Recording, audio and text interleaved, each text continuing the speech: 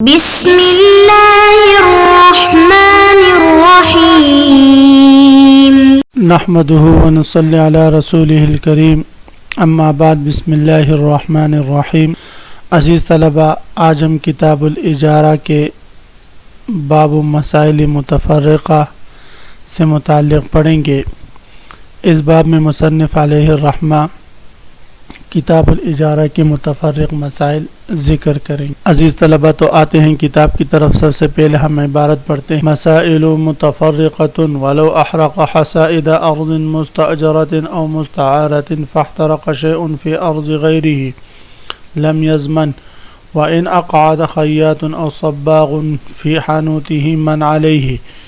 العمل بالنصف صح وإن استأجر جملا ليحمل عليه محملا وراكبين إلى مكة صح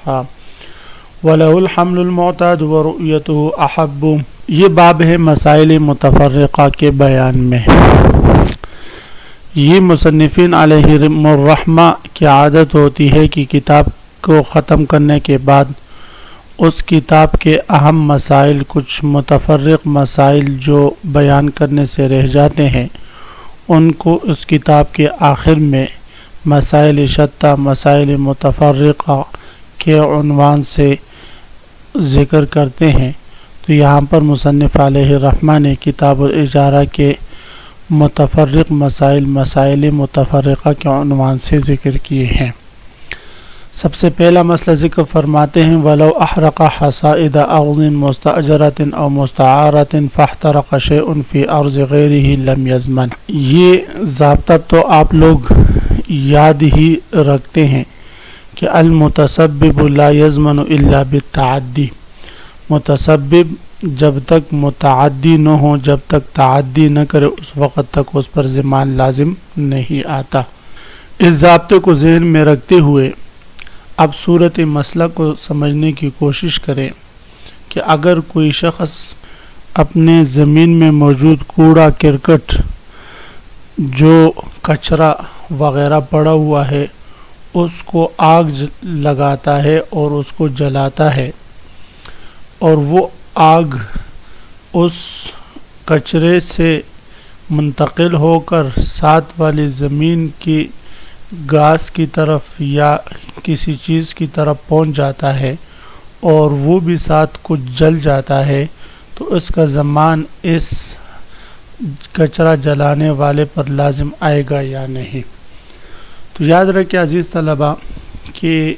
اس پڑوس کی زمین میں جو گھاس جلا ہے، اس کے آگ جلانے سے تو یہ متسبب ہے، براہ راست معلل نہیں، براہ راست اس نے وہ چیزیں جلائی نہیں، غیر کی ملکیت کو آگ نہیں لگائی، بلکہ اس نے اپنی زمین میں یا مستاجرہ زمین میں یا مستعارہ زمین میں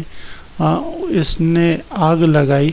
اور وہ آگ خود بخود دوسری زمین یا دوسری چیز کی طرف منتقل ہوئی ہے، اور یہ اس میں متعدی نہیں۔ جب اس میں تعدی بھی اس نے نہیں کی تو لہذا یہ متسبب ہے، اس پر ضمان لازم نہیں آئے گا۔ حصائد، یہ حصیدت ان کی جمع ہے، اور حصیدت سے مراد وہ کیتی ہوتی ہے جو کٹی ہوئی ہو، مگر یہاں مراد کیتی کا وہ حصہ ہے جو دارنتی سے کاٹنے کے بعد زمین پر باقی رہ جاتا ہے، یعنی بھوسا اور جو دیگر کچرا وغیرہ ہے، وہ چیزیں مراد ہے۔ وَلَوْ أَحْرَقَ حَصَائِدَ أَرْضٍ مُسْتَأْجَرَةٍ، اگر کسی نے ارض مستأجرہ کے فضول گاز، فضول چیزیں، کچرا وغیرہ جلایا، او مستعارۃ، یا ارض مستعارہ کے عارہ پر لی ہوئی زمین کے کچرے کو جلایا، فاحترق شیء فی ارض غیرہ، بس اس کچرا جلانے کے سبب سے دوسری کی زمین میں کوئی چیز جل جائے، لم یضمن، تو اس آگ لگانے والے پر اس چیز کا ضمان لازم نہیں آئے گا۔ لیکن میں نے بتایا کہ یہ متسبب ہے، اور متسبب پر ضمان لازم نہیں آتا جب تک کہ وہ تعدی نہ کرے۔ جس وقت یہ آگ جلا رہا تھا اس وقت ہوا کے بہت سخت جھونکے تھے، اور ہوا بہت سخت تیز چل رہی تھی، اور ہوا کا رخ بھی اس شخص کی زمین کی طرف تھا۔ پھر بھی اس نے اپنی زمین میں آگ جلایا، اس کو یقین تھا کہ یہ ہوا، یہ آگ کی چنگاریاں اس طرف لے جائے گی اور دوسرے شخص کی زمین کو نقصان ہوگا، املاک کو نقصان ہوگا، پھر بھی اس نے آگ جلایا،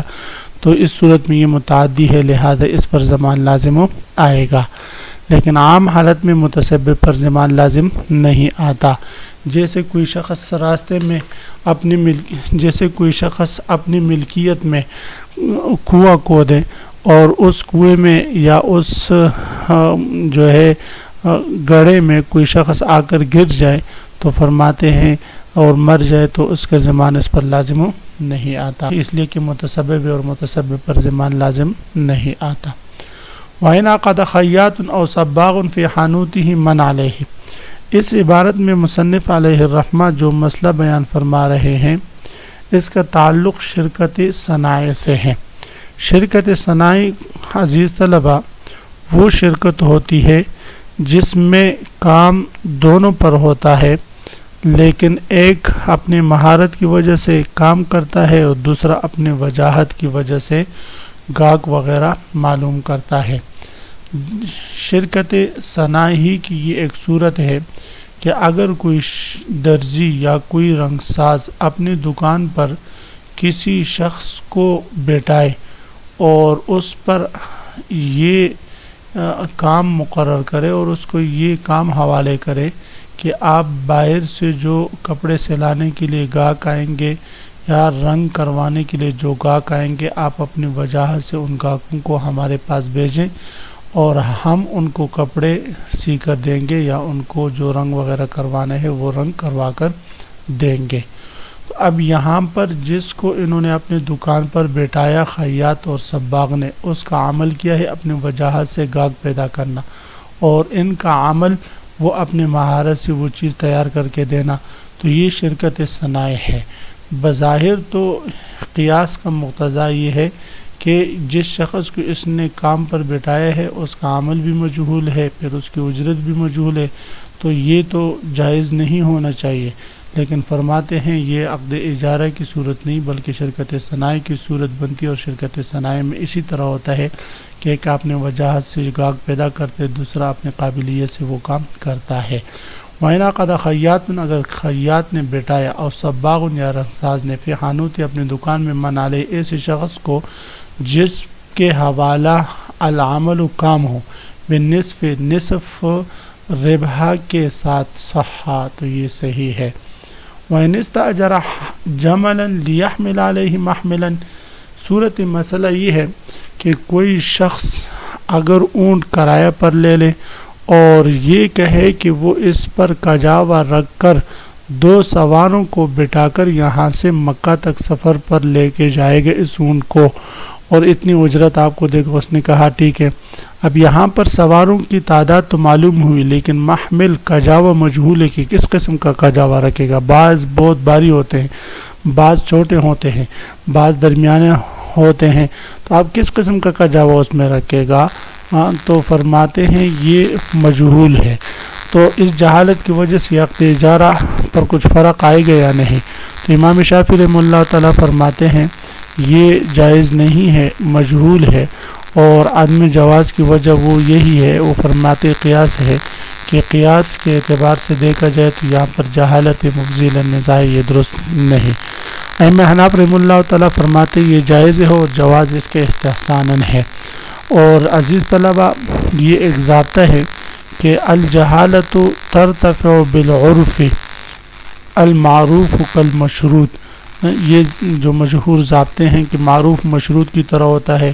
اور کبھی کبھی جہالت جو ہے وہ عرف کی وجہ سے بھی رفع ہو جاتی ہے۔ تو اگرچہ اس نے یہاں محمل کا بیان نہیں کیا کہ کس قسم کا کجاوا رکھے گا،